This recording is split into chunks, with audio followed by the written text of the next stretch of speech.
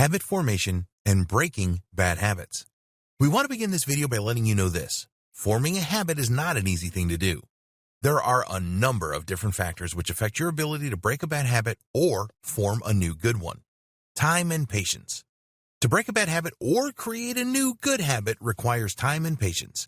You may have read that there is a 21-day habit formation rule. Many self-help gurus swear by this and will tell you that this is the standard amount of time to break or form a habit. But the 21-day rule is only part of the equation. In general, it takes at least 21 days for people to feel comfortable about breaking a bad habit or forming a new one. This is the minimum time for individuals to become accustomed to the changes they have made in their life.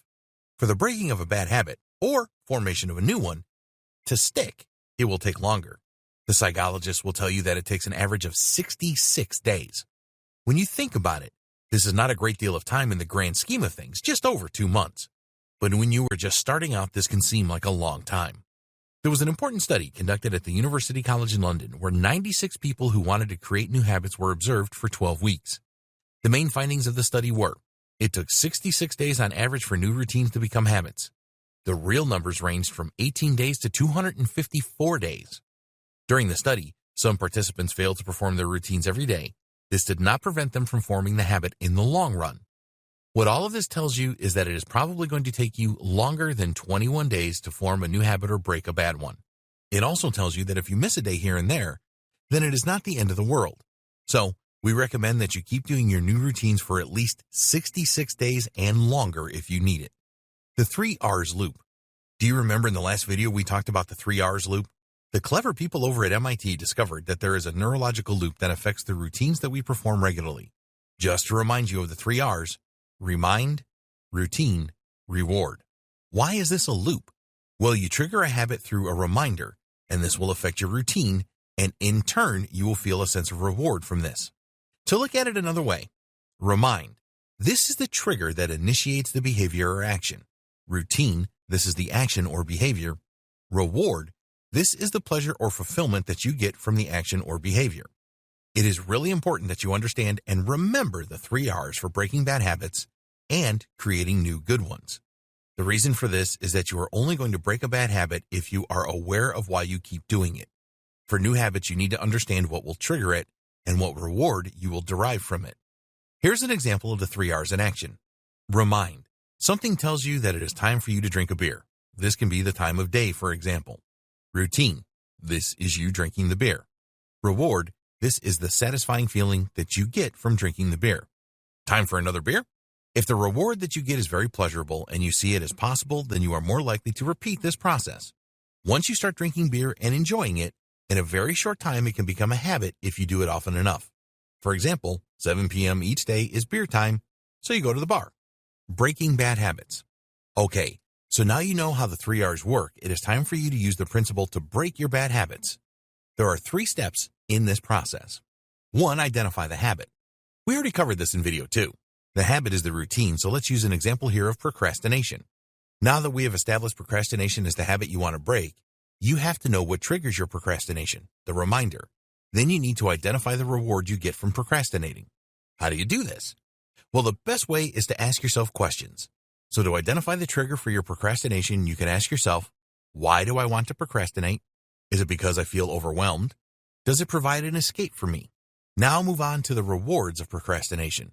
Does it make me feel relaxed? Does it make the stress go away? Does it allow me to do the things that I want to do? These questions are just examples. Ask yourself the questions that are right for you. Once you ask the right questions, you will identify the triggers that remind you to procrastinate and the rewards that reinforce your procrastination habit. 2. Consider the rewards. The rewards that you experience from your bad habits will reinforce them. So, procrastinating provides you with a relaxing escape and prevents you from becoming overwhelmed. You do not want to be overwhelmed, so whenever you are faced with a task that you are not sure how to proceed with or is really challenging, then it is likely that your procrastination habit will kick in. Now consider other things that can prevent feeling overwhelmed and provide you with an escape. What if you were to break down a large task into smaller parts so that it doesn't overwhelm you? Or perhaps you can give yourself a reward for finishing the task that relaxes you. These are good alternatives to procrastinating. In this step, you want to play around with the rewards until you find the real thing that is driving your behavior. By examining alternatives to the procrastination habit, It will be possible for you to identify what the most important reward is for your procrastination. This reward is making you crave the habit of procrastination. We gave you 2 alternatives to achieve the rewards. To provide you with the reward of avoiding feeling overwhelmed, you can break up the task. For the reward of escaping, you could choose something else that enables you to escape, such as watching an entertaining video online once you have completed the task. So, think about some alternative routines and write down how you feel about these alternatives. By doing this, you gain a better understanding of your actions and emotions. You can also post these alternatives as possible solutions to break your habit in the future. Remember that it will take time to eradicate your bad habits. Now let's move to step 3. 3. Identify reminders. Okay, we are not going to pull any punches here. This is the most difficult step. The reason for this is that a number of different triggers surround us. Think about your daily habit of eating your lunch. The action of eating lunch can be triggered by the time of day. For example, 1 p.m. is lunchtime. Or you could find that your stomach starts to rumble, and this triggers your lunchtime. What about if you are at work and some of your colleagues tell you that it is lunchtime and they want you to go with them? So, given this, how do you identify reminders? Well, the best way is to identify specific patterns of behavior and actions in relation to a number of different habit categories.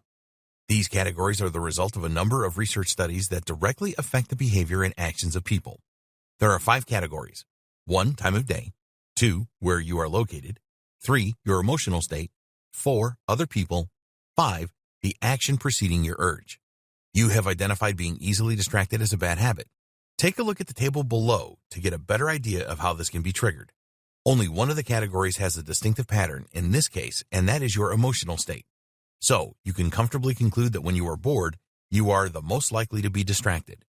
Once you have identified your main reminder, you can now take the necessary steps to break your habit. In the next video, we will discuss how to create new good habits with the 3 R's.